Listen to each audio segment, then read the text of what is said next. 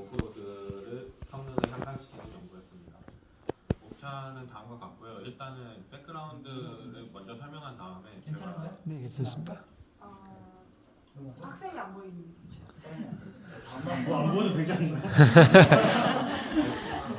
일단 배경 설명을 먼저 하고 제가 MARL을 적용하는 과정을 말씀드린 다음에 결과를 보여드리고 또 제가 진행한 거에서 저 퓨처 웍스가 어떤 게 있을 수 있는지를 설명드리겠습니다. 일단 UAV Aided Edge Computing Network라는 게 그냥 UAV를 엣지 컴퓨팅 서버로 쓰는 거예요. 여기 이 그림이 정확히 설명하고 있는데 이제 UAV 자체에 CPU 같은 컴퓨팅 자원을 탑재해서 이제 본인이 그 UAV가 커버 가능한 영역에서 유저 이퀴먼트가 이제 작업을 할당을 해주면은 UAV가 대신 계산해서 결과만 툭 하고 다시 반환해주는 그런 형식이 UAV Aided Edge Computing Network고요. 이렇게 했을 때 장점은 그 UI 자체에서의 계산 부담이 줄어들기 때문에 유저는 더 좋은 품질의 경험을 할 수 있고 또 UAV 자체가 빔포밍 빔포밍 기능 같은 게 있다면은 커버리지가 늘어날 수 있습니다. 그리고 그냥 그라운드 스테이셔너리한 그라운드 스테이션이 있을 때와 달리 UAV가 돌아다니면서 좀 다이나믹하게 커버리지를 늘릴 수 있기 때문에 그러한 점이 장점이라고 볼 수 있습니다. 하나 이런 5가지가 이 기술에 당면한 과제고요. 제 연구는 이 2개에 집중했습니다. 하나는 이제 리소스 알로케이션을 어떻게 하면은 최대화할 수 있는가, 그리고 나머지 하나는 UAV 경로를 어떻게 하면은 그 최적화시킬 수 있는가. 이를테면은 서로 충돌하면 안 되고 또 UAV의 위치에 따라 커버리지 범위가 정해지기 때문에 커버리지 범위를 최대화할 수 있는 방향으로 UAV 트래젝토리를 옵티마이징하는 방식을 고민했습니다. 일단 그 다중 에이전트 강화학습을 도입을 했고요. 다중 에이전트 강화학습을 도입을 했을 때 발생하는 문제가 그냥 도입하면은 non stationary problem이라는 게 발생을 하는데 그게 뭐냐면은 UAV 자체가 각각 네트워크 강화학습 네트워크를 가지고 있으면은 각자 계산을 해서 최적화는 되는데 서로 엇갈리는 현상이 발생합니다. 그래서 국소점에 도달하지 못하고 이를테면은 UAV 1은 경사하강법으로 어떤 파라미터를 조정했는데 UAV2도 경사하강법으로 파라미터를 조절한 결과 옵티멀하게 가야 되는데 옵티멀하지 않은 방향으로 이동할 수 있어요, 전체적으로. 그런 게 non-stationary problem이라서 이제 그걸 해결하기 위해 나온 게 centralized learning, decentralized execution이라는 건데 저는 그 방식을 적용을 했고요. 그래서 오브젝티브는 작업 오프로딩 페어니스를 개선하는 거랑 콜리전 어보이던스고 메서드는 deep Q learning이라는 걸 썼습니다. deep Q learning이라는 게 이제 Q 밸류를 인공신경망을 이용해서 만들어낸 다음에 걔네를 다 합쳐가지고 그 전체 Q 밸류 토탈을 증가시키는 방향으로 코드를 땄습니다.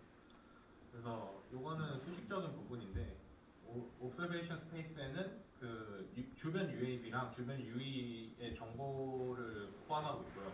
요 MD는 이제 전체를 다 관측하는 게 아니라 UAV 자체의 시야를 20m 정도로 생성을 해서 그 20m 안에 있는 UAV랑 UE 정도만 관측할 수 있게 했습니다. 그리고 토탈 오프로드 테스트랑 Relative Load of UAV를 Observation Space에 줬고요. 액션은 이제 속도랑 방향, 그리고 리워드 펑션은 이렇게 했습니다. 일단 오브젝티브가 fairness를 증가시키는 것이기 때문에 제임스 fairness 메서드를 이용해서 UAV랑 UE의 작업 fairness를 계산을 해서 저런 식으로 람다랑 벤타라는 하이퍼 패러미터를 곱해서 더하는 식으로 보상함수를 짰고요. 또 콜리전을 회피해야 되니까 그 뒤에 콜리전한 총 횟수를 빼는 식으로 보상함수를 적용했습니다. 그래서 학습의 목적은 저 보상함수를 최대화시키는 거고요. 그래서 저는 매틀랩으로 일단 코딩을 했습니다. 파이썬의 파이토치랑 오픈AI Gm이라는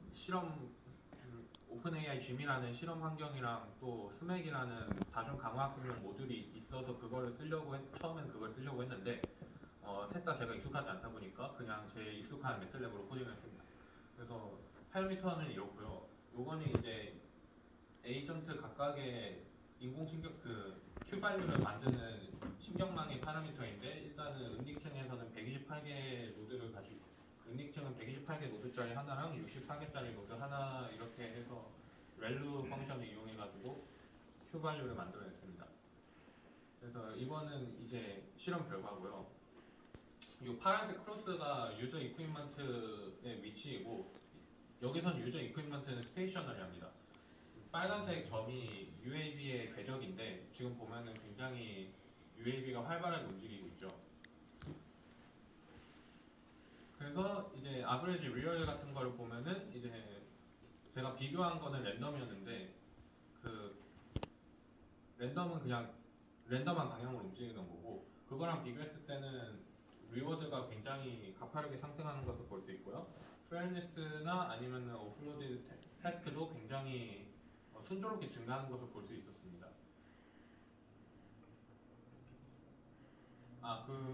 그리고 저는 센트럴라이즈 러닝, 디센트럴라이즈 execution을 해가지고 그 non stationary 프로블럼이 없을 줄 알았는데 여기 보면은 UAV가 계속 가만히 있지 않고 계속 움직이는 걸 볼 수 있습니다. 그래서 이 원인을 생각을 했더니만 단순히 Q 값에 총합을 더하는 식으로 구현을 했기 때문이라고 생각을 해서 단순히 Q 값의 토탈을 구한 것보다 Q 믹스 네트워크라고 해서 이제 인공신경망을 또 하나 만들어서 그 개별 이후의 Q 값을 인자로 받아서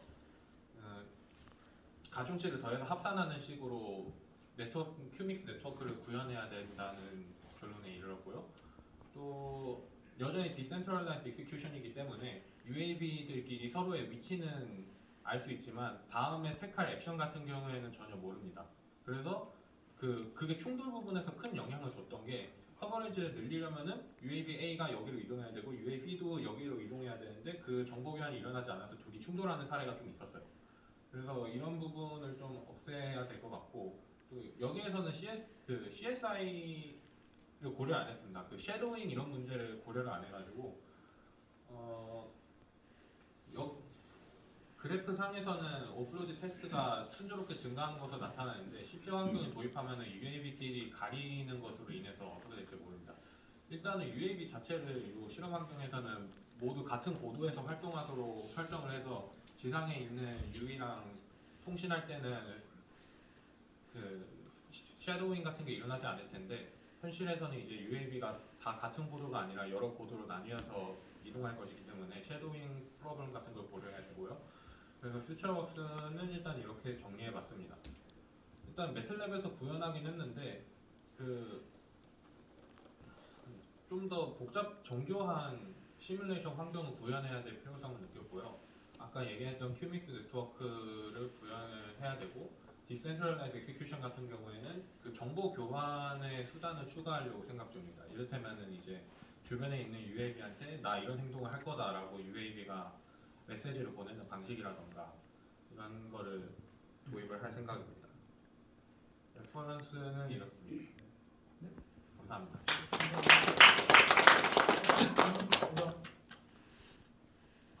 너무 오랜만에 많이 써가지고 저 아까 성능 기반 리서치 슬라이드에서 보면은 제가 이해한 바로는 랜덤이랑 돌리는 걸 했을 때 돌리는 게 잘 된다고 비교를 했는데 혹시 동일한 문제를 해결하기 위한 다른 메서드랑의 그런 컴패리즌 같은 걸 해보셨나요?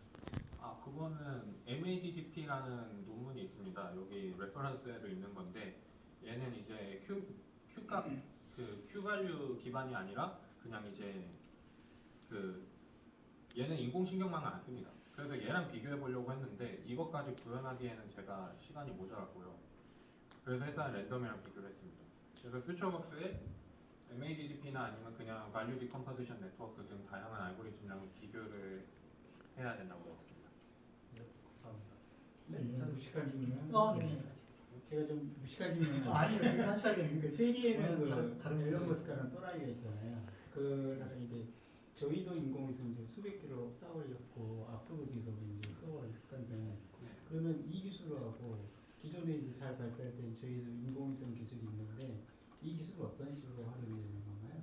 일단 저는 생각할 때는 이제 생각은 그러면 그 드론 무인 드론들이 서로 이제 인수행 할 때 뭔가 활용할 수 있나 뭐 이런 일을 하게 되는데 어떤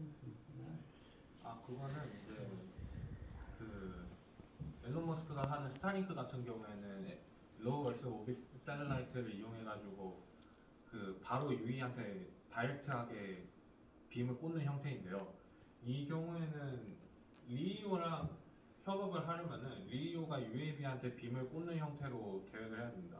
일단 스타링크 쪽에서 지금 제가 알고 있는 바로는 최우선 과제가 그 빔포밍을 최대한 빠르게 하는 걸로 알고 있습니다. 왜냐면은 리오 자체가 고도가 너무 높으니까 한 제가 알기로는 800km, 500km 상공인가 그런 걸로 아는데 그러면은 이제 빔을 그 신호를 쏴도 이제 지상에 도달하기 전에 신호가 패스로스 때문에 노이즈 SNR이 너무 감소하기 때문에